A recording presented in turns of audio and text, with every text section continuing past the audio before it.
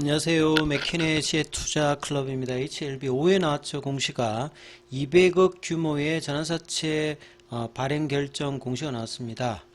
자, 작년에 발행됐던 12회, 38회차, 39회차의 풋옵션 관련되는 부분들도 주가에 따라서 행사가 향후에 또 계속 나올 수 있기 때문에 여기에 대한 사전 대비 흐름이 될 수 있는 어떤 부분들이고요. 자, 주가는 종가상으로 전일 대비해서 강보합권인 39,150원에 마감되었습니다. 내용 한번 살펴보도록 하겠습니다. 자, 4시 57분 5시 가까이 되어서 이 전환사채 발행 결정 41회차입니다.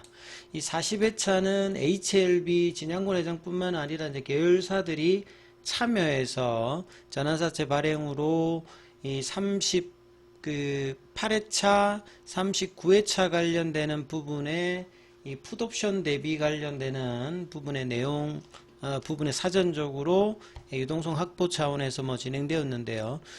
추가적인 전환사채 발행이 계속되어야 된다라는 말씀을 40회차 전환사채 발행할 때도 말씀을 드렸는데, 오늘 그 관련되는 부분이 내용이 나왔습니다. 그 내용 한번 살펴봐 드리면 41회차고요.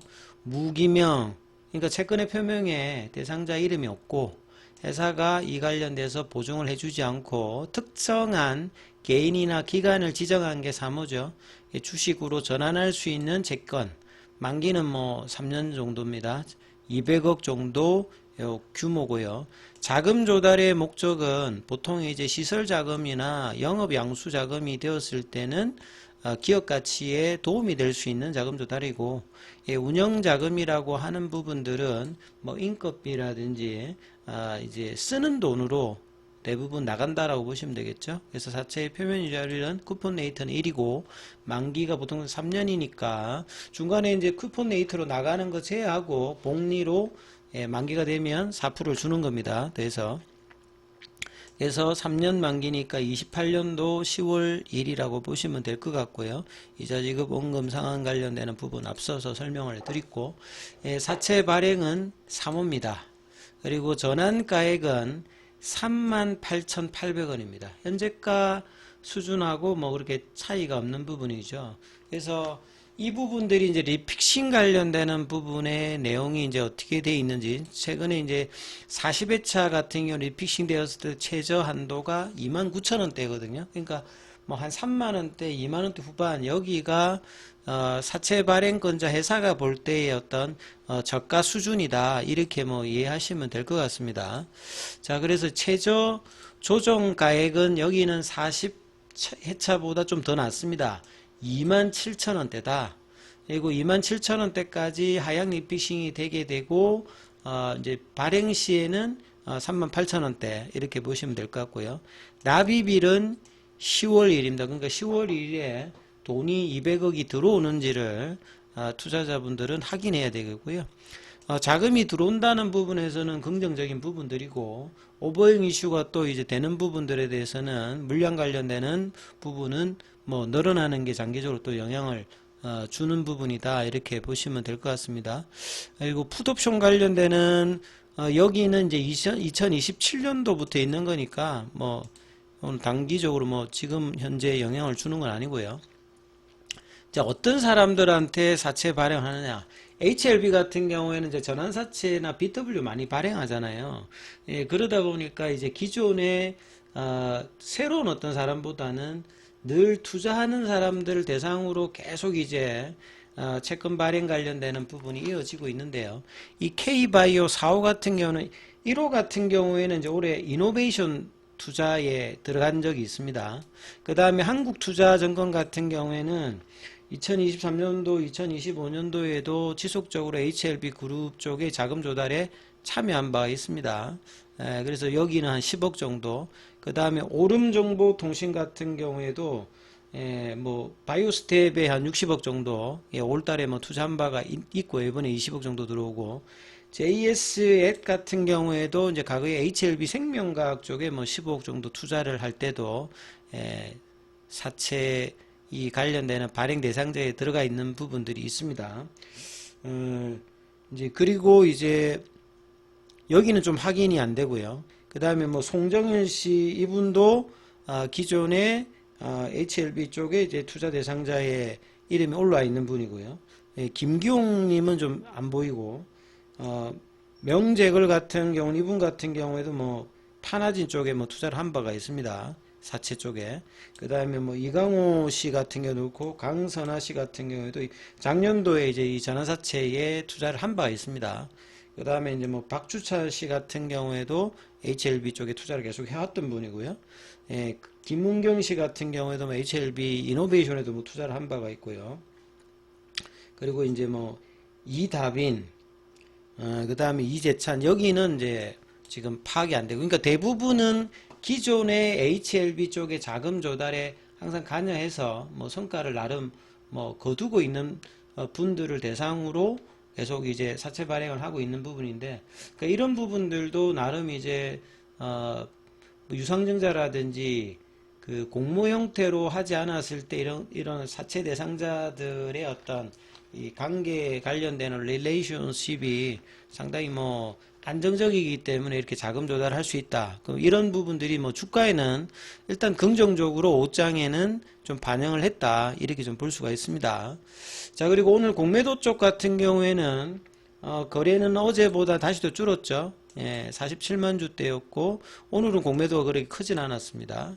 예, 공매도 이제 거래 비중에서도 한 5% 정도, 2만 5천 주 정도 되었고요. 그 다음에 공매도 이제 순보유잔고 같은 경우에는 9월 22일 이번 주 월요일 기준으로 여전히 550만 주대. 그 다음에 이제 대차 거래 관련되는 부분은 최근에 이제 대차 체결이 좀 많이 늘어났는데 어제는 이제 체결보다 상한이 좀 더 일어났고 오늘은 체결 상한이 큰 흐름은 없습니다. 상한이 한 3만 주 넘게 정도 더 일어났던 부분이고요. 그래서 이런 부분들을 차트상에 이제 반영을 오늘 같은 경우는 이제 외국인 쪽에 특히 이제 뭐 UBS 쪽에서 이 비만 치료제 관련되는 부분에서 UBS에서 리포트가 계속 나왔는데 비만 치료제가 장기적으로는 2030년도까지 계속 성장을 하는데 성장의 어떤 속도들 자체, 가격의 어떤 하락 부분들을 반영하면서 전망치를 좀 낮추면서 이제 국내에 이 바이오주 쪽에 영향을 대부분 좀 많이 받았죠. 뭐 펩트론이라든지 엔디파마텍, 뭐 올릭스, 삼천당제약, 뭐 인벤티지랩, 일동제약, 나이백 이런 종목들이 하락하면서 이 관련되는 바이오주들이 대부분 좀 하락하는 모습을 좀 보였고요. HLB 같은 경우는 시장에 뭐 거의 지금 받지 않고 있는 상황이기 때문에 그런 어떤 영향 뭐 많이 받지는 않았고요. 예, 분봉상에 보시면 아침에 39,400원대 그리고 바로 이제 이 아침에 시가가 내려가면서 장중 11시에는 38,100원대까지 하락을 했습니다. 예, 거래는 뭐 크게 없었죠. 그러다가 이제 오후에 아침에 어떤 고가는 넘어가지는 못했습니다만 예, 정규장제 마무리할 때는 갭업이 되어서 39,150원, 애프터마켓에서는 또 한 250원 정도 빠져서 38,900원대고요. 수급 흐름에서 이제 좀 살펴보셔야 되는 어떤 부분들은 오늘은 프로그램 쪽에서는 매수, 외국인 쪽에서 뭐 소폭, 개인들은 이제 최근에 계속 일단 매수를 해주고 있는 부분이고 창구 쪽에도 보면 여전히 이제 뭐 공매도 아니면 단타 창구거든요. 미래에셋 뭐 키움증권 그 다음에 이제 매도에는 뭐 한국이고 그 다음에 이제 매수 쪽에서는 JP모간, 유진, 신한 이런 큰 흐름이 여전히 없는 가운데 시장보다는 이 고유의 어떤 모멘텀이 언제 반영될지 플랫형으로 계속 이제 이어가고 있습니다. 한 3주가 넘었죠. 20일 이평선에서 이렇게 가는 모습들 좁아져 있는 스키즈에서 방향성은 여전히 없는 상황에서 지금 주가 흐름들이 진행이 되고 있는 상황입니다. 이런 부분들은 2023년도에도 좀 비슷하게 형성이 돼 있었습니다. 그 당시 이제 5월달에 ND 신청을 하고 뭐 주가가 날아갈 듯한 어떤 기대감이 있었습니다만 그 뒤에 IR을 이제 뭐 9월달 이후부터 본격적으로 하면서 그때도 우리가 주가가 막 움직이지 않았어요. 그래서 이제 11월달 이제 넘어서 이제 거래량이 터지면서 올라갔거든요. 월봉을 보시게 되면 작년도 이제 초에 이렇게 거래량이 터졌고 지금은 거래량 자체가 전체적으로 지금 계속 축소되고 있는 어떤 흐름이거든요. 그래서 제가 거래량이 중요하다라고 하는 게 아니면 바닥권에서 거래량을 조금 이제 투여하면서 신규 매수라든지 이런 신규 매수가 들어오면 공매도에서 이제 뭐 커버링 관련되는 매수가 연동되는 어떤 부분인데 아직까지 이제 그런 어떤 거래량 상향 자체가 이 3월 달에 CRL 나오고 난 다음부터는 굉장히 제한적인 어떤 흐름들이죠. 그러다 보니까 제한적인 흐름에서 공매도 어떤 관여 흐름들에 의해서 주가가 단기적으로만 하고 있고 그래서 거래량이 아무리 못해도 한 200만 주 이상 터지면서 양봉의 기준봉 5% 이상을 계속 이제 만들어내는 흐름이 언제쯤 나오느냐가 뭐 HLB 주가에서는 일단 중기 라인에서 가장 중요하고 결국 리서브션 관련되는 부분의 일정이 항서제약 중심으로 뭐 빠르면 한 연말 안 늦어도 내년 초 정도에 뭐 가셔야 될 가능성이 굉장히 높기 때문에 지금 뭐 9월, 10월, 11월, 12월 달까지 밑단에서는 계속 이제 뭐 매수 국면으로 보시면서 내년도 상반기나 하반기에 매도 타임을 잡는 어떤 투자 전략을 지향하는, 그러니까 계속 이제 생각하시면서 바라봐야 되는 어떤 지점이고요. 그래서 이 바닥권에 대한 어떤 흐름들을 계속 이제, 거래량 없이 플랫형으로 진행하고 있는데 이 부분들이 방향성을 언제 만들지, 이 부분들을 계속 이제 연말까지는 뭐 살펴야 되는 어떤 구간이다. 이렇게, 되어 있습니다. 자, 장중에는 무료 텔레그램방 운영되고 있습니다. 링크되어 있는 부분 참조해 주시고요. 입장 문의는 문자 남겨주시면 되겠습니다. 계열 종목에 관련된 설명은 이어지는 영상에서 살펴봐 드립니다.